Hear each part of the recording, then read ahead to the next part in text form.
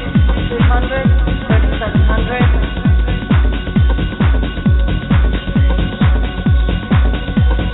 And let's get psyched to be. Welcome to Brilliant Essence Radio. This is Astrid on air today with a very special Thursday guest special. So I received an email introducing me to Dianne Collins, who is our special guest today, and her book, and it just sums it all up. I thought I'd read it back to you. Quote, I wanted to share with you an author I have the pleasure of working with. I am in awe of author and corporate trainer Dianne Collins. The book she wrote, Do You QuantumThink? New Thinking That Will Rock Your World, is one of the most amazing books I have had the chance to read.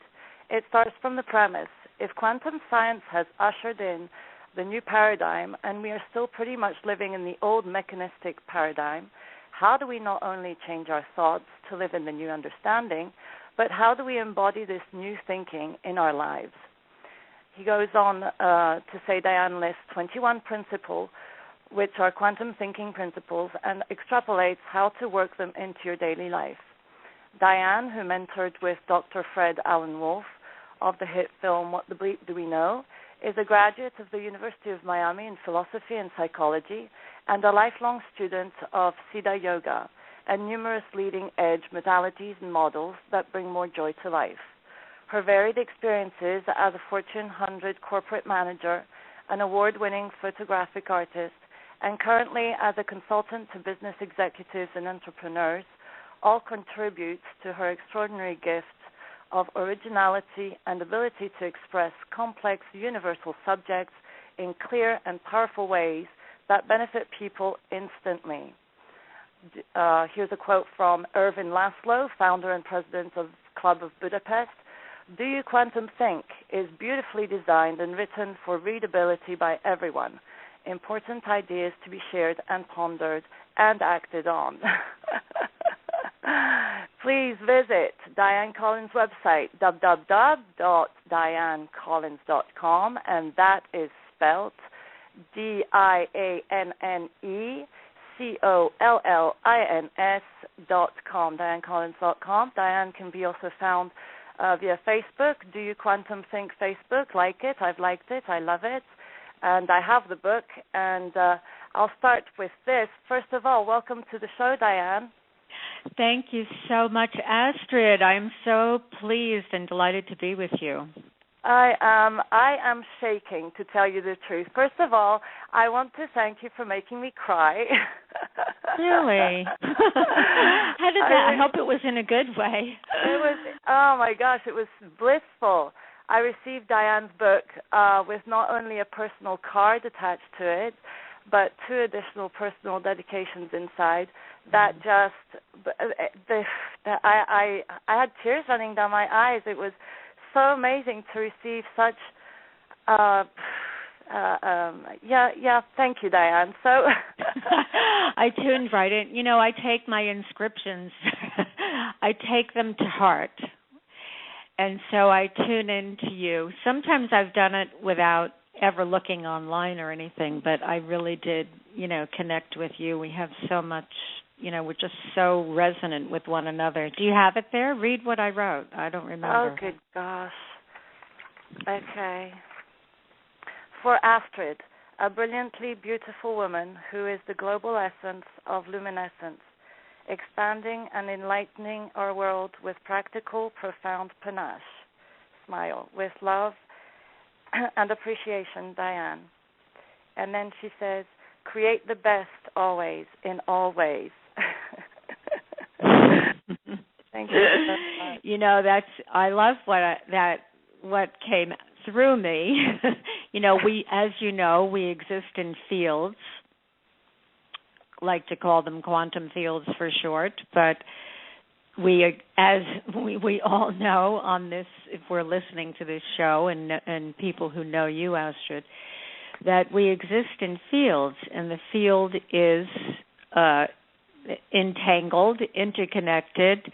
It's a field that is multidimensional, and so it's a field of energy, of intelligence, of consciousness, of awareness, of love.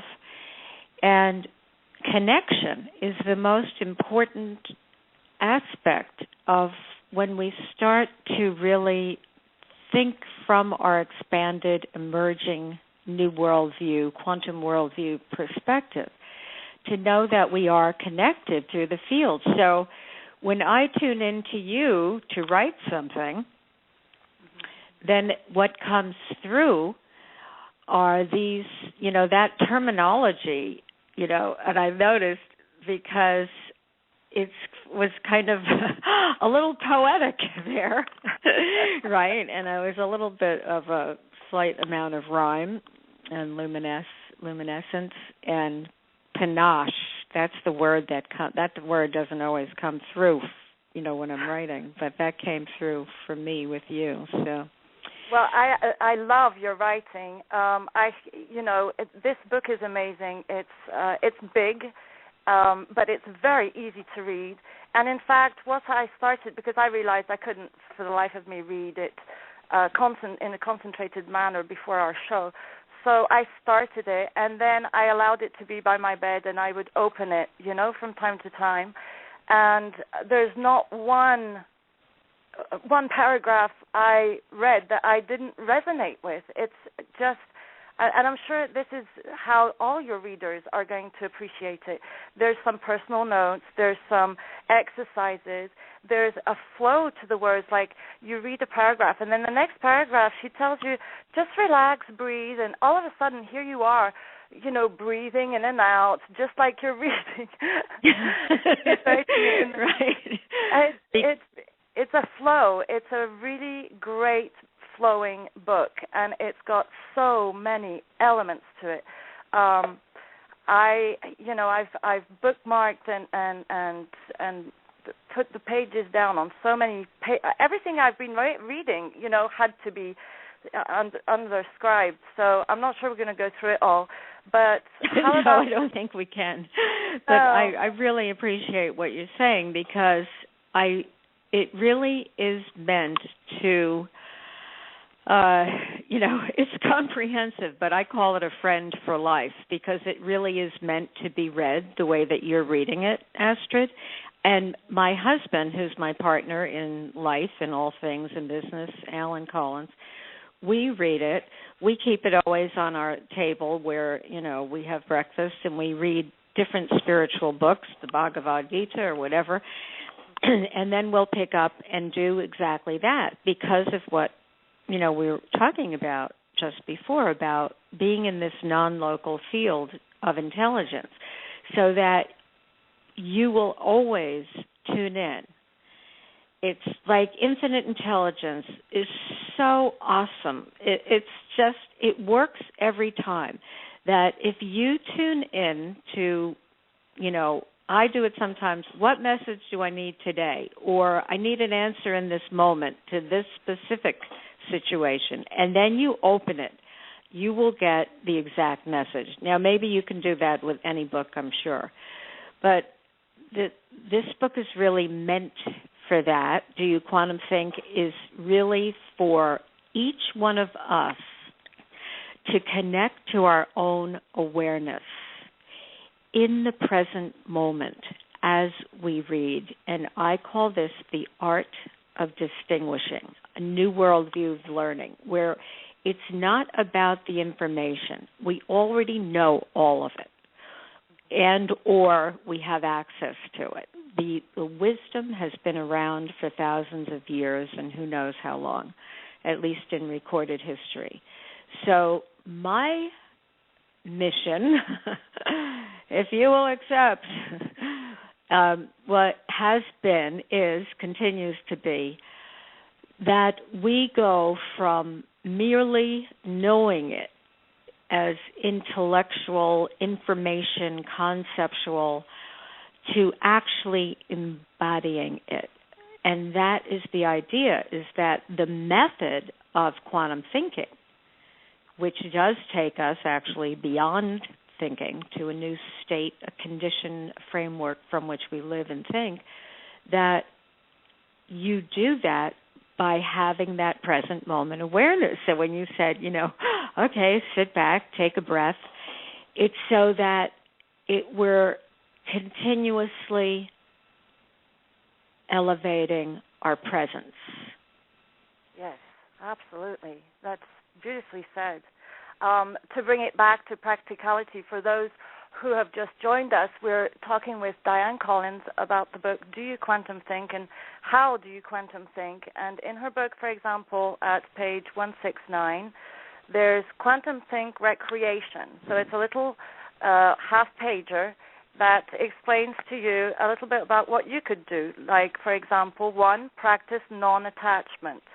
The way to do this is to notice what you're attached to, what ideas, knowledge, experiences, ethics you have an attachment to. Here is how you can tell you are attached. You feel anger or frustration. You make others wrong. You argue for your position. You have little or no control over your reaction. You cannot find your equanimity center. 2, in the moment you become aware of your attachment to a way of doing something or to an idea or opinion you have about something, allow yourself to step back and look at it from a place of equanimity. Consider that whatever is present, whether it is your point of view or another's person, is just one of an infinite number of possible perspectives. See if you can include other perspectives in the sense of just allowing them to be even when you don't agree with them. Right, I said that wrong, but just allow them to be. I went French on myself. Right, that's what it was. Just the accent, the emphasis on the word. Just allow them to be, even when you don't agree with them. Right. And I should bring say that to the paragraph that you had, the whole chapter, in fact, on allowance. Allowing is a big part of bringing yourself into this quantum field of thinking, right? Yes, it is. And what you were reading from, that was from the distinction, as I call the 21 principles, perspective of all perspectives. And for each distinction in thinking, there is a practice, what you just read, a recreation that I call recreating the distinction in your life. So when you do that practice, this is what happens. And it's very interesting. And what you're saying about allowing, yes, because everything in the universe is a system, so it's all interconnected. And I know, well, are you from France, or what is the French part of you? I was born in France. Uh-huh. So well, I don't know how you speak such perfect English. I wish I could speak French or Spanish. I live in southern Florida, so there's a big Spanish-speaking population here. So I've studied both of them. But when it's something like this, that my revelation, and we'll get back to allowing, but my revelation was that because everything is a system, that thinking is a system. And so what you were reading in the introduction is that we're in a quantum age, yet we're still under the influence of industrial age thinking, which, what does that mean? The assumptions of that age, which basically, without even putting attention on it, it's sort of embedded in the culture where it's the how-to. It's the age of how-to, or as I like to say, how-to is a has-been. That's still valid. We're not trading in one for another. It is a both and.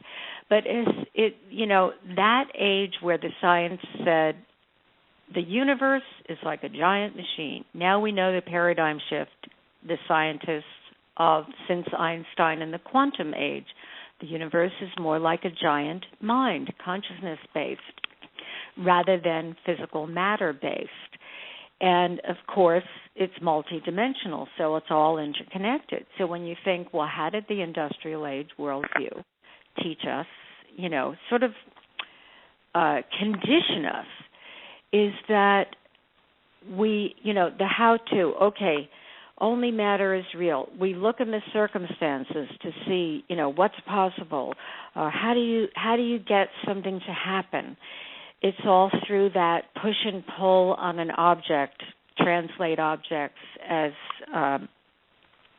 circumstances, to have something in our life or in the world, how do we get it to work? And we're kind of trying to push on the circumstances or get people to change or get the government to change or politics or whatever. When if you're thinking from the quantum world view, it happens in that, omnidirectional, through connections through the field. So when you say, well, how do we make that leap? Because I have a chapter, Leap Before You Look, that it's a literal leap in consciousness. And the reason I brought up about the French is because something like, when you read the distinctions, it's something like learning a new language, that at some point, and you can tell me because you're fluent in many languages, I'm still in the translating stage. I'm trying to think, how do I think in Spanish? I haven't made that leap yet, but I have to create that intent. But it's like at some point,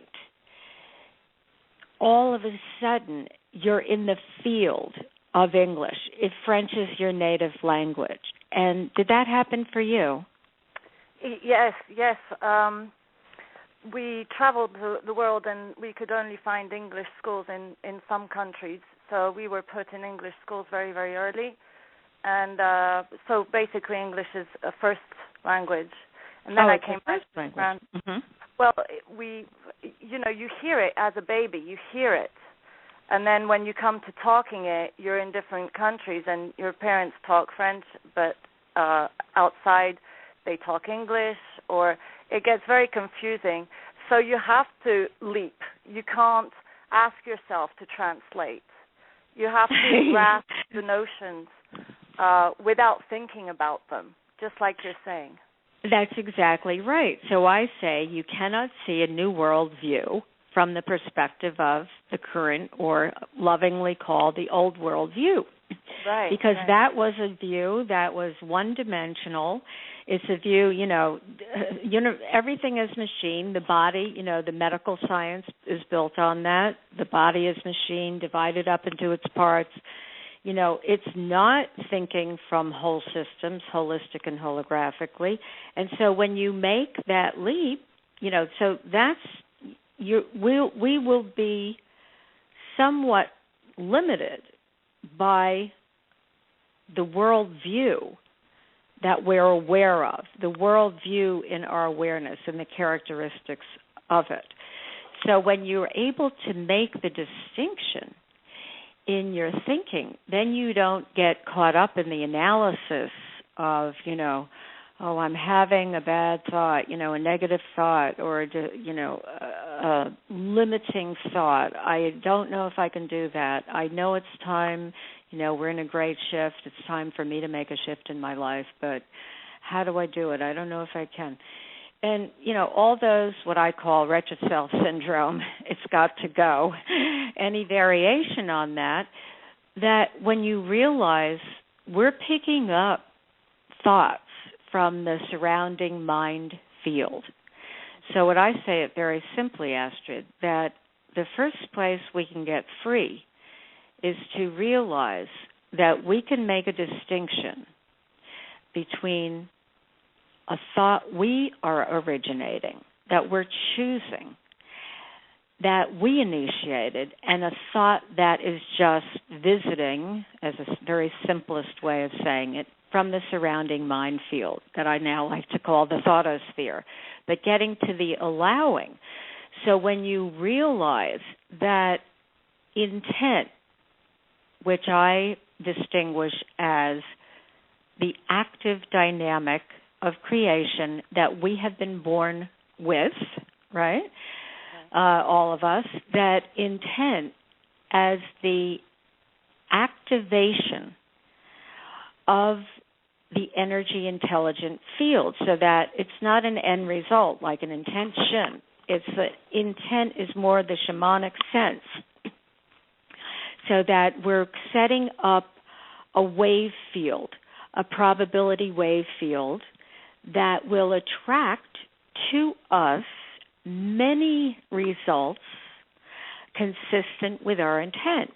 However, we also have to practice, not have to, but I'll use that word, the allowing as the passive dynamic of creation that we've been born with.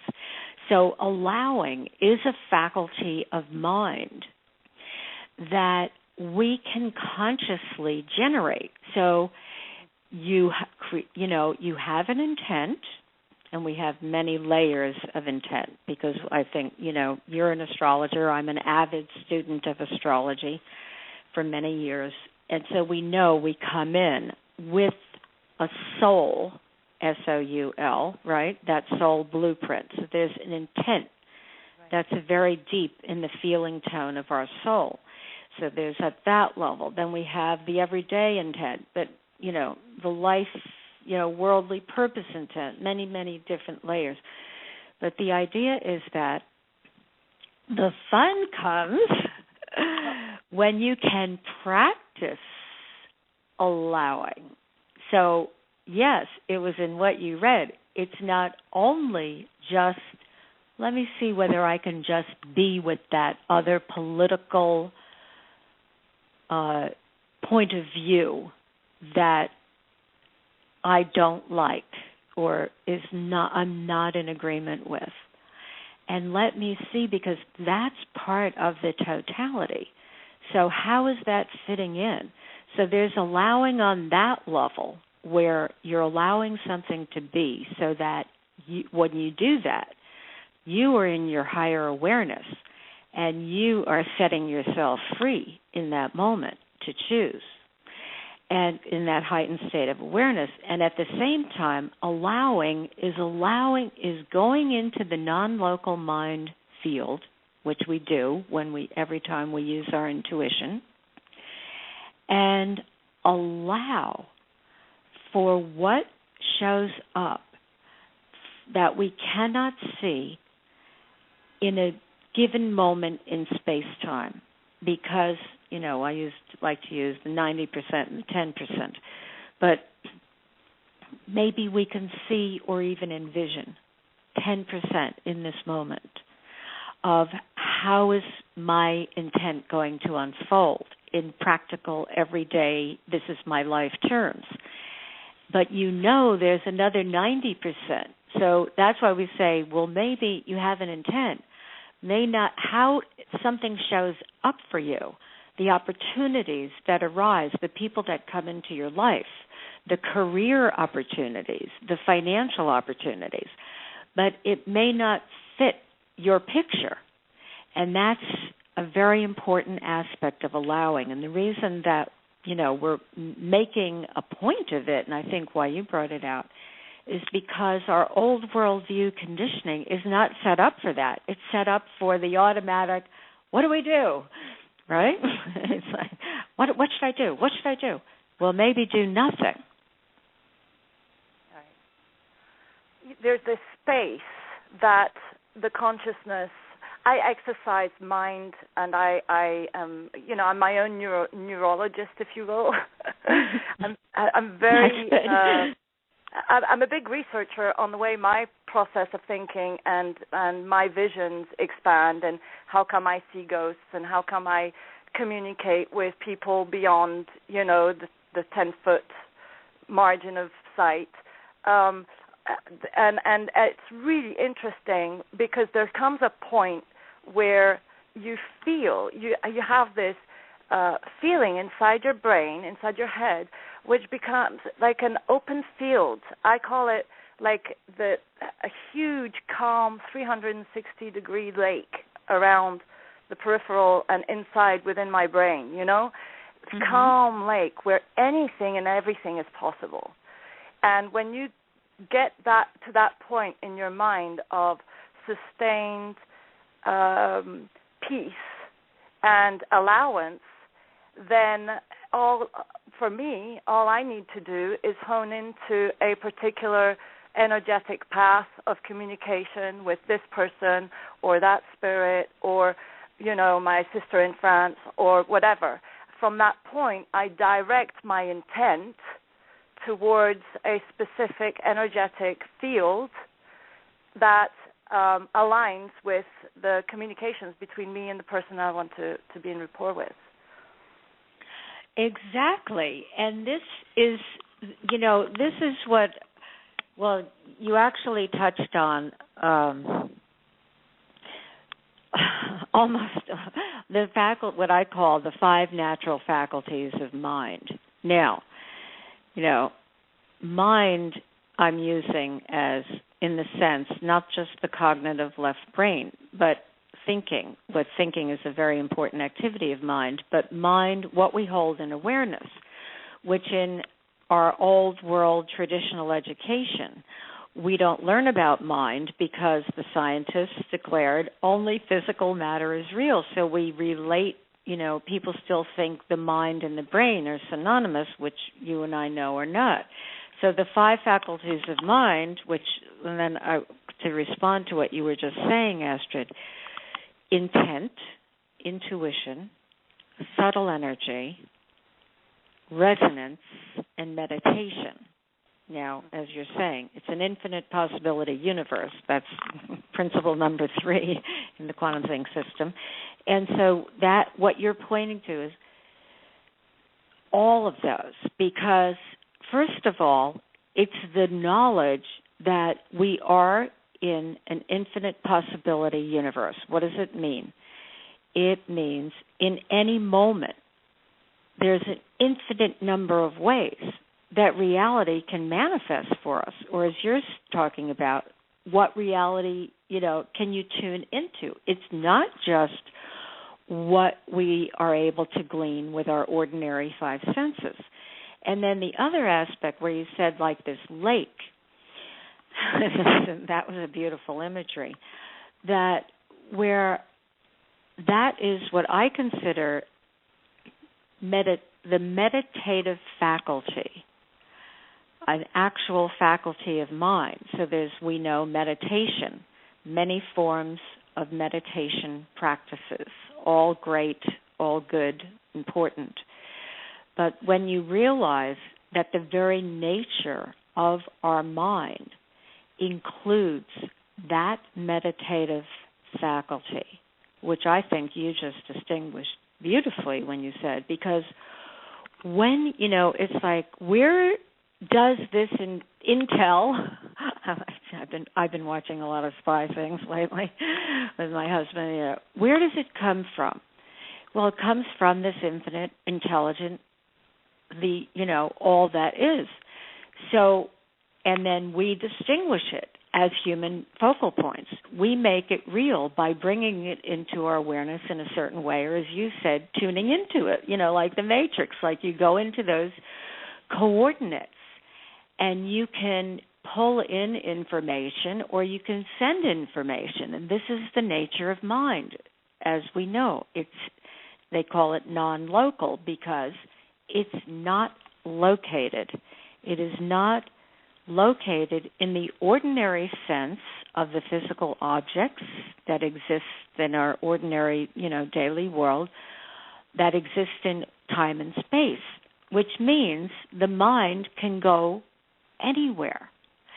And so what you were talking about is that when you go to that quiet space, that place of equanimity, this is why the non-attachment recreation that you read from Do You QuantumThink is so important, because that is where we're in the experience of our connection to all that is without static on the radio of our being.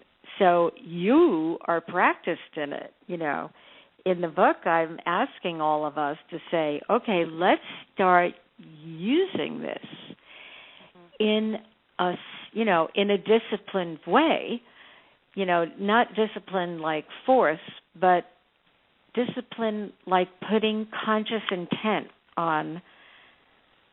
We're in this world now where everything is shifting and changing. You and I know astrologically we're in the time of a whole restructuring, because the institutions that we've been living with are born from the thinking of the industrial age. So, of course, they're going to come to their limit of effectiveness now. And then we know it filters back down to us as individuals, where we have to say, okay, we're in restructuring. We're in a time of Uranus and Aries, 7 year, where you know better than I, because I don't call myself an astrologer, but I'm an avid student. So we're in this time where we're feeling that pulse in our spirit and our soul, where we want to come out and we want to be able to express ourselves newly in some way, like to use who we are, what we've built, the talents and gifts we've been given. We could call our worldly purpose, have ourselves express ourselves. And we're in the midst of this timeless, spaceless world because of the technology, where everything, the pace of change is accelerating. So people are experiencing, how do I catch up? Well, we can't. That's another reason we have to take these leaps and start to think and live from the nature of reality at the edge of discovery today, where, well, how do we think and live within chronological time and beyond time, so that we're in that state of equanimity? So when you put this all together and then you realize that,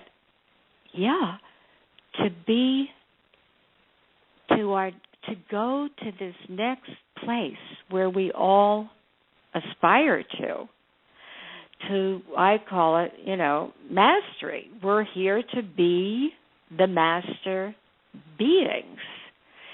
And, how does that happen? It is literally this leap where we get knowledgeable about the principles at a deep level. We understand the changes that are going on right now and our place and role in them.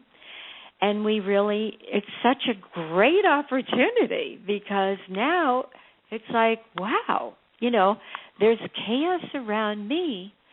However, you and I, and, when I say you and I'm talking about everyone listening, that we are the ones who maintain that state, that pillar of equanimity, where we're the ones in that steadfast awareness and understanding, so that we can make these conscious choices. Oh, I know what I was going to say. The magic, I was getting a little serious there, the magic, right, is the being able to tune in and use the intuitive faculty and say, wow, right.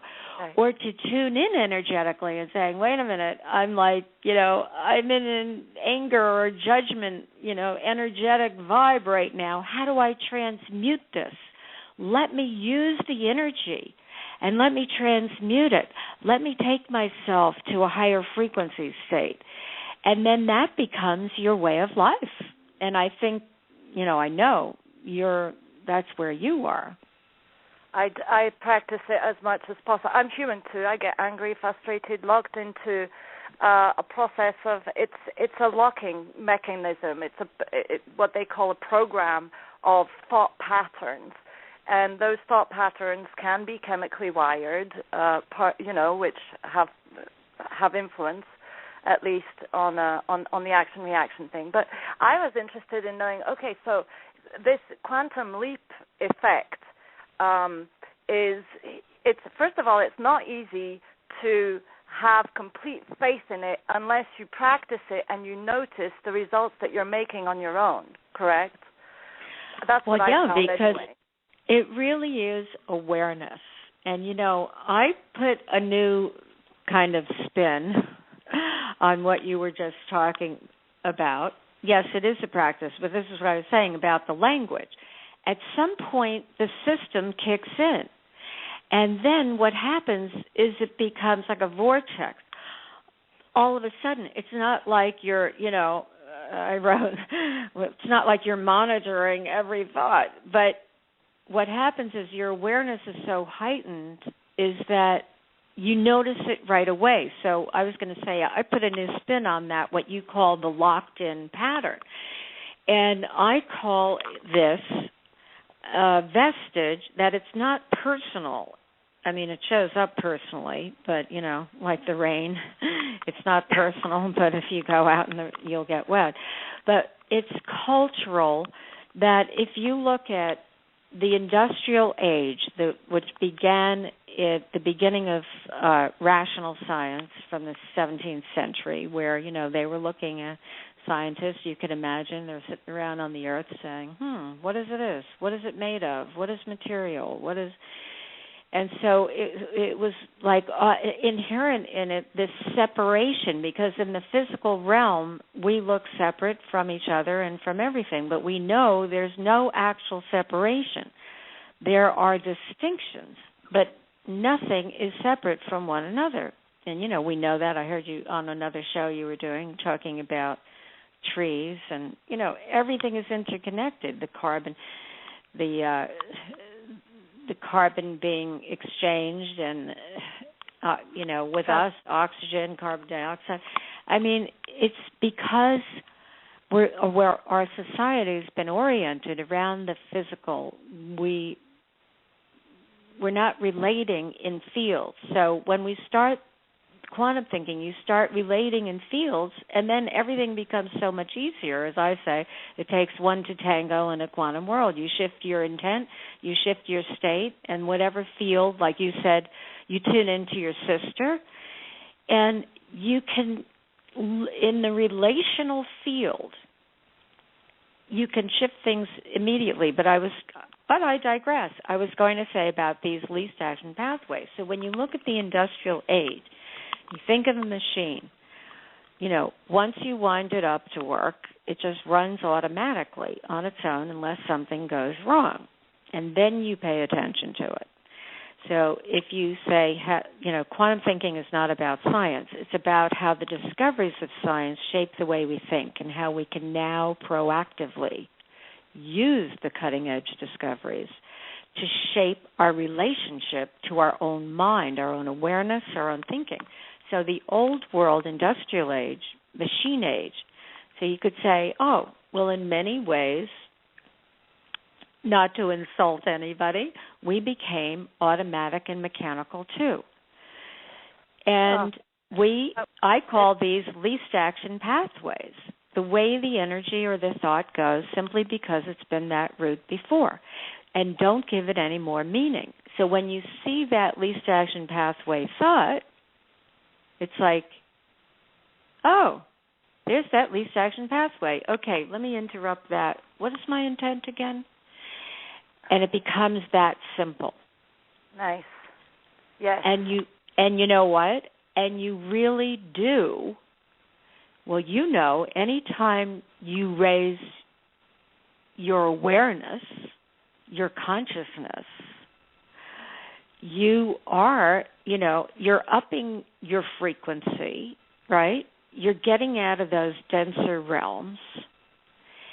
And I think you said you're your own neuroscientist. I love that, Astrid. I know, it's like, I don't know because I've done this in the laboratory, but I know that you interrupt your patterns.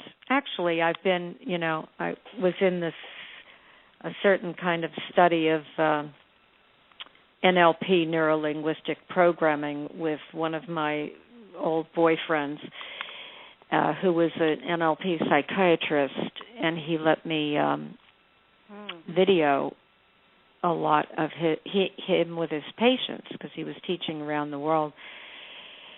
And I had the experience of it, and so I know that just by putting a certain kind of conscious intent on something that, or in NLP they call reframing. There's many techniques, as you know, but you do interrupt those neural pathways, and you can break those patterns, as you said, with the practice, because the practice, which I call a mastery practice, is really the practice of awareness. Mm-hmm. And that's what's so great about it. It's like, right? It's so... It really is more. It's simpler than anyone imagines from the old world view. You talk to executives, top executives, and probably politicians and all that. How do they appreciate these notions, and how fast?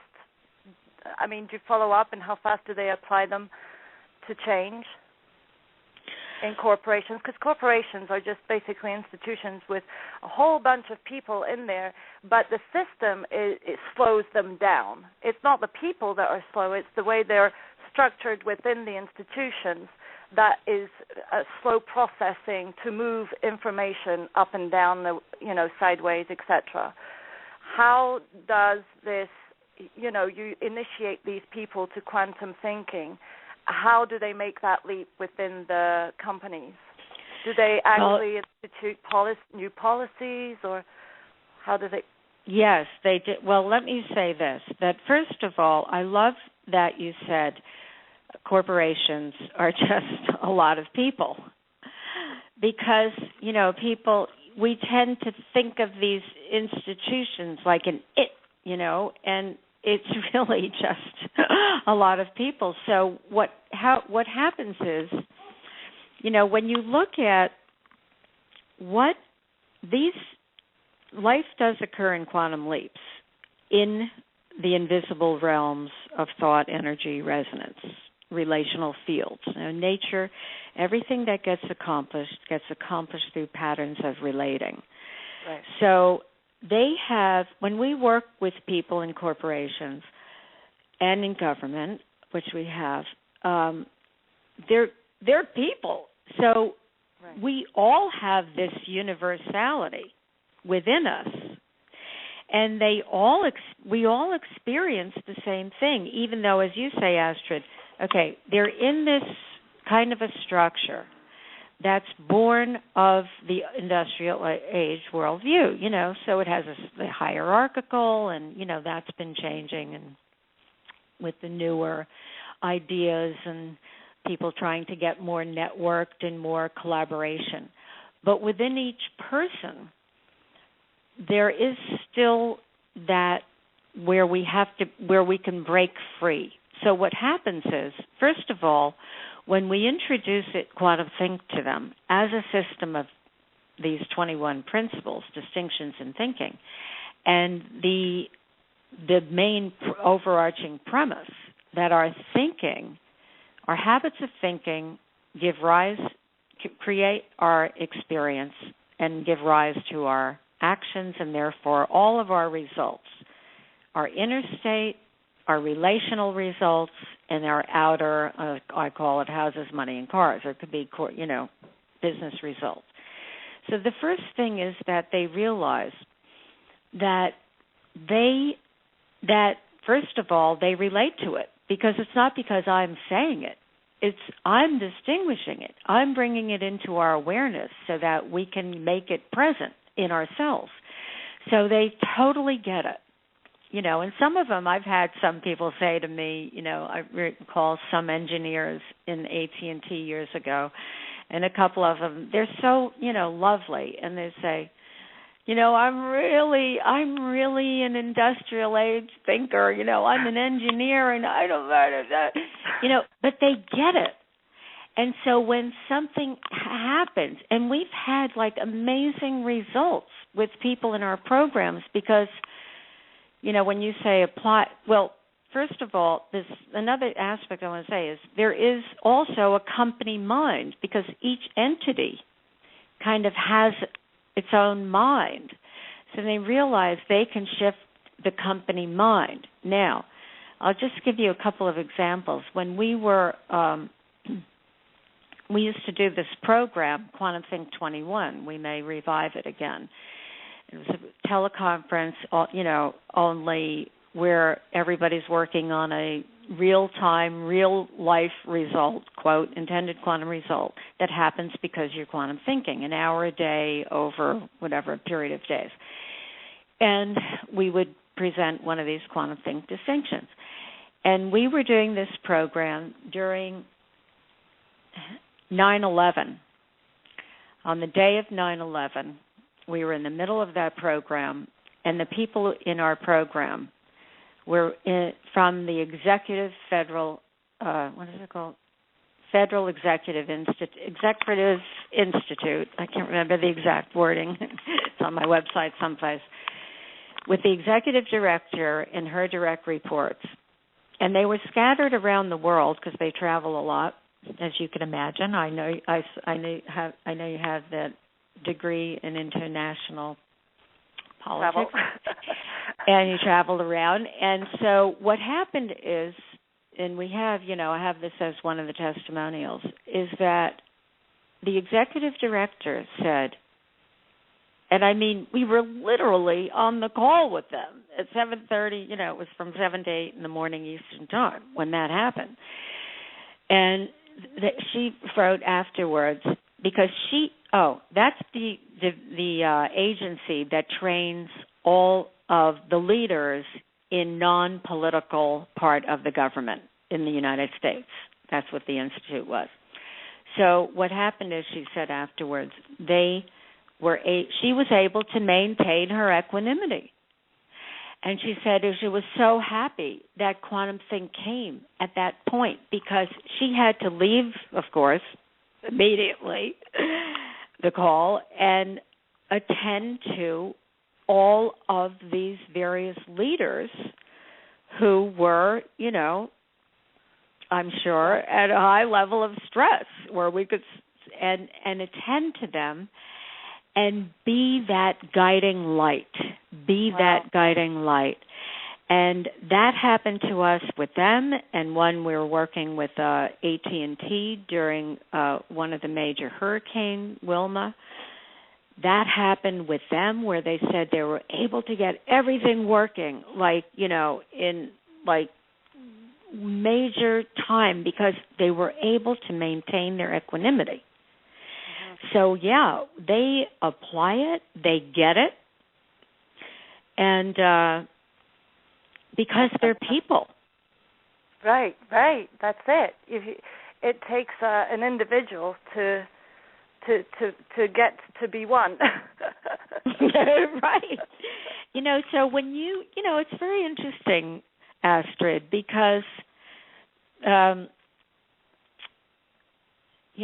gave this talk a few years ago, and I call it The End of the Great Divide, because when you think about what we call, the 3D reality, and then, where we're coming from, you think, for me, that's my other passion, is having that merge. Because the more we hold an us and the them, that's a quantum principle. What we focus on expands. What we hold in consciousness is our reality, right? What you link into on your coordinates. So that's why, it's so perfect that you began this show reading from the perspective of all perspectives, and that's what you opened up to. Right? Now that we reflect that, because that's what it takes now.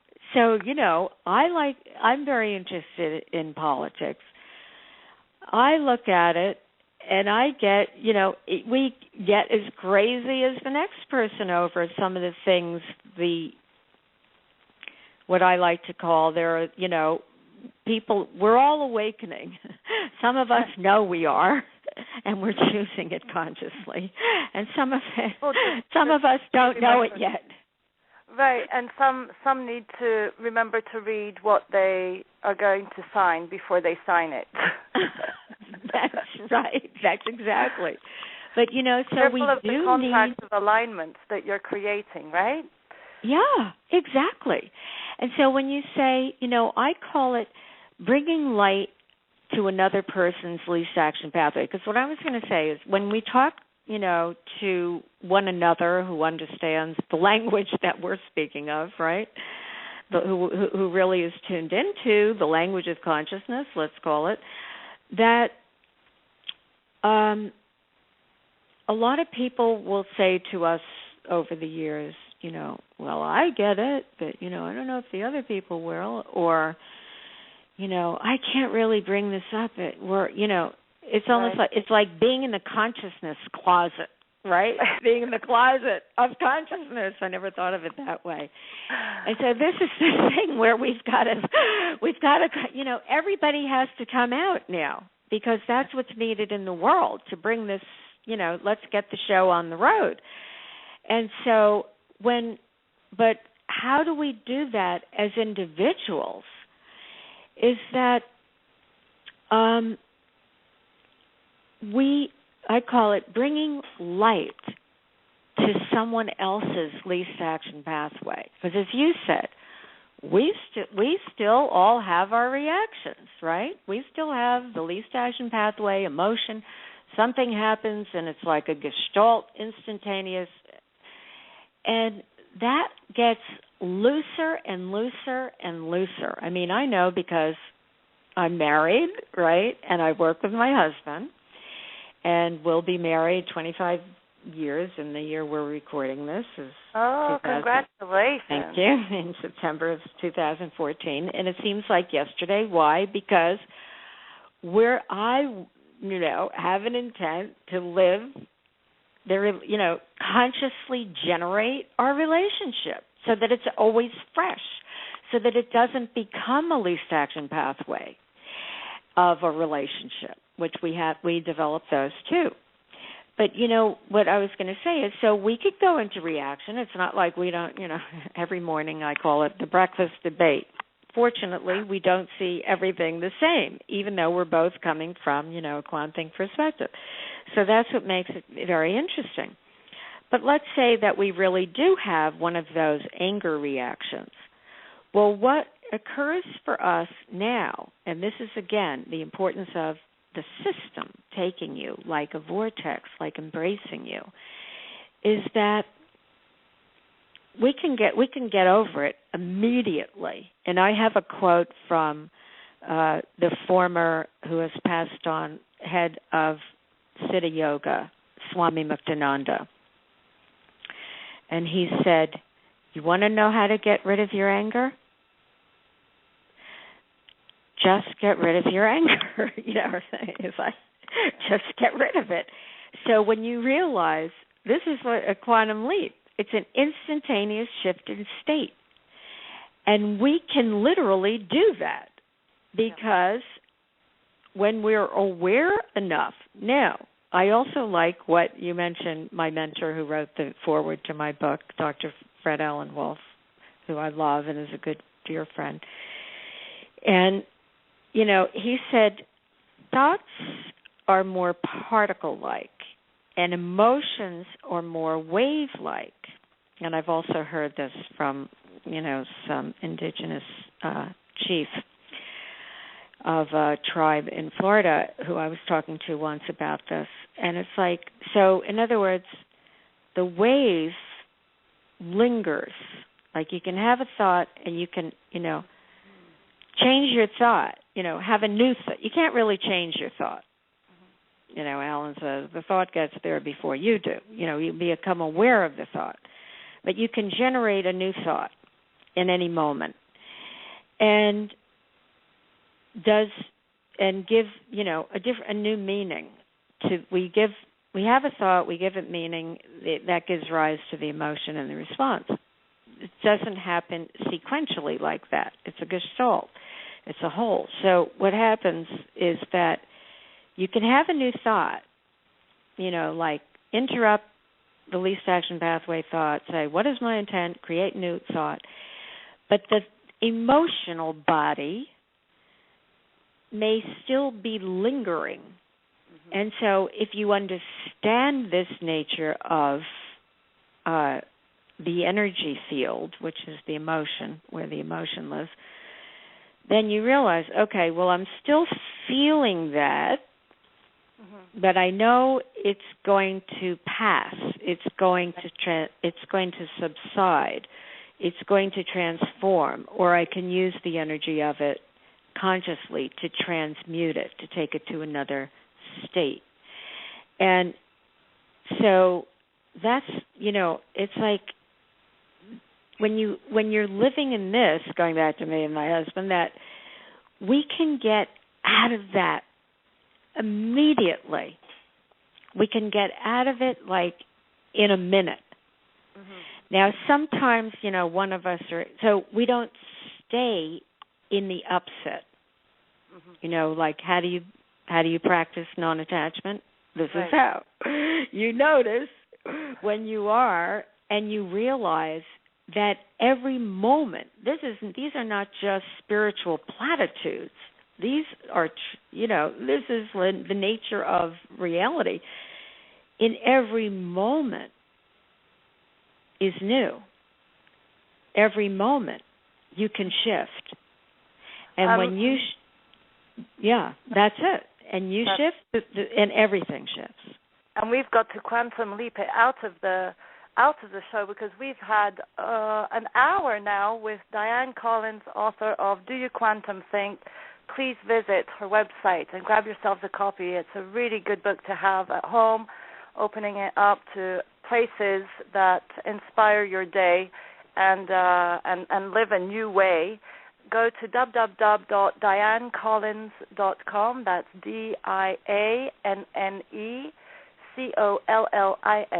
DianneCollins.com. Thank you so very much, Dianne, for coming on the show. I hope you come back, because we could go on and on and on. And I know. I would love to come back, and we can talk about politics, astrology, and tennis. I'm also a big tennis player. But anyway, not a great tennis player, but avidly loving it. So thank you so much. It's just been a joy. Thank you, Dianne. And thank you, everyone, for listening in. You've got the archives available via a free podcast on iTunes. And you can always go to astridonair.com to find everything related to the shows.